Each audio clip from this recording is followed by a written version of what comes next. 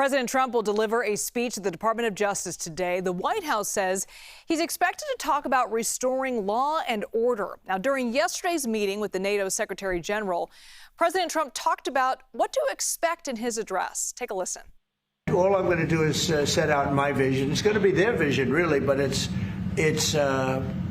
my ideas. And basically, we don't want to have crime in the streets. We don't want to have people pushed into subways and killed, and then the person that did the pushing ends up in a 15-year trial and gets off scot-free.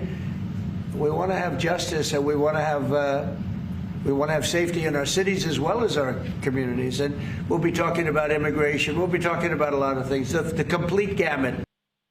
All right, let's bring in CBS News Department of Justice correspondent Scott MaFarlane. You are at the Department of Justice right now, Scott. You know, a visit to the Department of Justice is not necessarily unusual for a sitting president, but the tone of this speech is. Can you talk a little bit about that? Yeah, it's a controversial decision for a president to come into this venue at this moment.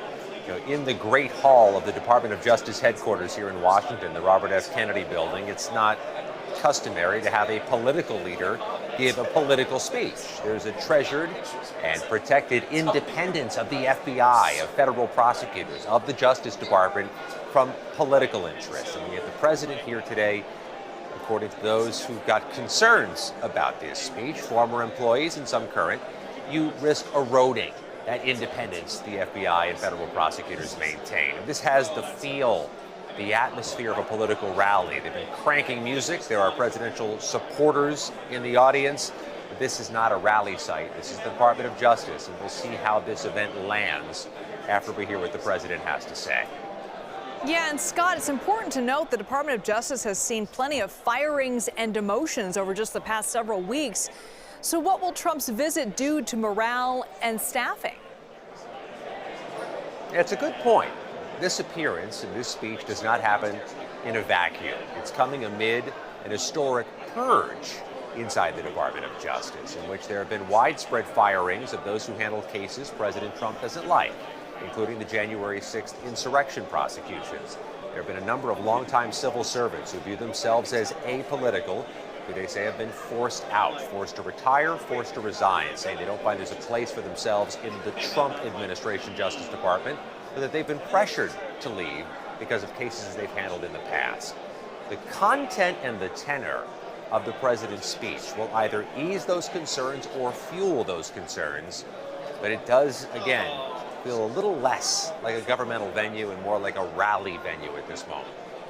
Yeah, and those cuts, it's not just the Justice Department. The Department of Education also forced to cut employees. And now there's a new lawsuit challenging those firings. Do you have the very latest on that? Yeah, the number of lawsuits is quickly growing on all matters of Trump administration executive orders and decisions, but including inside the Department of Education. A parent from Alabama and a group from Maryland have filed suit asking a court to intervene and help restore or maintain the Office of Civil Rights inside the U.S. Department of Education.